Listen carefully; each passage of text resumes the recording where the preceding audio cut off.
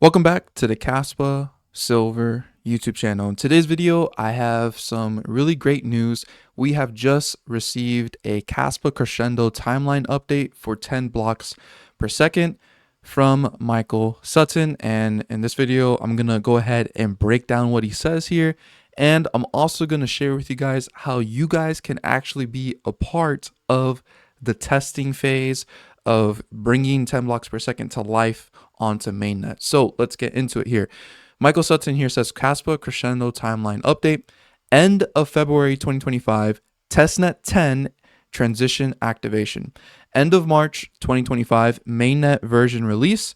Activation will be scheduled 30 days from the release, currently favoring a single swift transition from 1 to 10 BPS, though this decision will be reevaluated as we move closer to the finish line. And this is because in the public Telegram group that they have for the Kaspa core developers, which you can join, and the link for that will be down below in the description.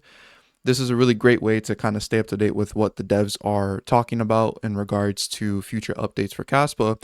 But it says here that the plan is shifting towards a slower approach to 10 BPS rather than an upgrade straight to it. Michael Sutton clarifies that the idea is to have a single hard fork still, but code each increase of BPS to happen over time.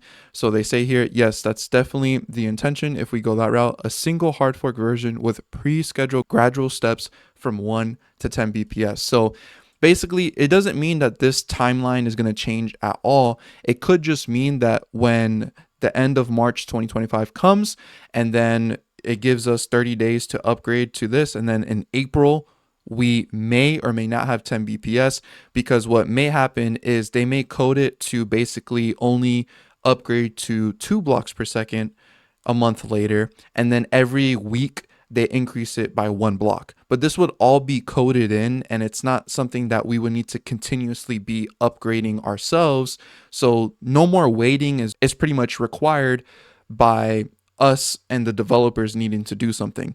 This would just all be in the back end where the blocks per second are just going to increase slowly to 10 blocks per second rather than straight to it. But like Michael said here, this is still in consideration and it's not actually finalized yet. But hopefully we do just get the straight transition from 1 to 10, just because I know there's going to be people complaining about how they're doing it. And pretty much, I mean, like, if you're not really a developer, you're not really in the group chat, like, hey, just trust that they are trying to do the best that they can to ensure that we get the best kind of product here when it comes to Kaspa. So in the short term, January 21st, 2025, Crescendo hard fork kit proposing the exact consensus changes and the forking transition strategy. Medium posts detailing the remaining roadmap are going to be created here shortly. So let's break this down. End of February 2025, the testnet 10 transition activation. So currently there are 2 testnets within Kaspa. We have testnet 10 and testnet 11, and then we also have mainnet. Mainnet is what all of us are running on when we're using Kaspa. Testnet 10 is a basically copy paste of mainnet, and it's currently running on 1 block per second. And this is like the testing version of what we are currently running on. And then testnet 11 is the 10 blocks per second test version. So what's going to happen is in the end of February, they're going to first test the hard fork of 10 blocks per second on testnet 10. So testnet 10, which is currently running 1 block per second, as you can see here, is going to get hard forked, and then it's going to be running 10 blocks per second so that it can look more like this. And then after a month of seeing how that goes, and hopefully everything goes well and according to plan, by the end of March 2025, the same code that they had applied to testnet 10 to test will then be applied to mainnet. And so when mainnet goes live with this code, the actual hard fork where mainnet goes into 10 blocks per second will be about 30 days from the launch of the mainnet hard fork, because you guys have to remember that everyone needs to upgrade so that we have consensus within the network.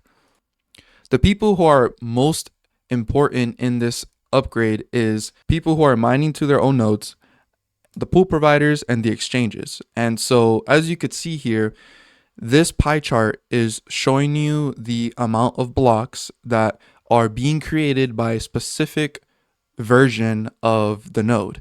And so I imagine that the new hard fork version will probably be this version right here, 0.16.0, which is looks like it's being tested or something like that. But the hard fork version may be 0.16 or 0.17. And so essentially what we want to see is all of the blocks being created by the correct version before the hard fork happens. And so that's why 30 days are given for everyone to upgrade. So if you upgrade within those 30 days, 10 blocks per second isn't still going to be live until 30 days have passed. Anyone who does not upgrade will be left behind, and they will basically be on their own network, because this hard fork, there's really no contention with this hard fork. With this hard fork, we have consensus. We're all in agreement that we do want to have 10 blocks per second on Kaspa. We pretty much should see everyone migrate over very fast here, but as you could see, over 70% of the blocks are being created by 0.15, which is the Rust node, which is good. But whichever version number this will be, we're going to be finding that out in the coming days. That version number is what we want to make sure this pie chart is mainly showing as the version that's creating most of all the blocks. And so here's how you can actually get involved with this testing. You could be a part of the testnet 10 hard fork, which I am personally going to be doing. I probably will hopefully be able to do a live stream on the day that testnet 10 is going to hard fork to 10 blocks per second so that you guys can see it live. And that'll just basically be the practice run before it happens on mainnet. But what I personally did so that I can basically like future proof myself when it comes to running a Kaspa node and being able to test future blocks per second and anything else that needs to be tested, I went ahead and purchased a brand new mini PC. I know that I am currently using a Raspberry Pi 5, but in the future, a Raspberry Pi 5 is just not going to be enough powerful hardware to run Kaspa, especially at 10 BPS. So I did look into purchasing a mini PC, and I got this specific one right here. It has a 8-core CPU with 16 threads, 32 gigabytes of RAM, 1 terabyte of storage. And on Amazon, this actually had a $116 coupon. So I was actually able to get this for under $500, which is really neat. And this is pretty much future proofing all other upgrades of Kaspa. Like, this hardware should be able to run any kind of updates in the future just fine. So I went ahead and purchased this. And my plan is to basically remove Windows off of this mini PC and put Linux on it, and then set it up to start testing Kaspa nodes. And then this will be my main device to solo mine to my own node with my miners. So this is basically how you can get involved, is making sure that you do get yourself maybe a mini PC, or you could just use your own personal computer if it does have enough storage requirements and hardware requirements to be able to run a Kaspa node.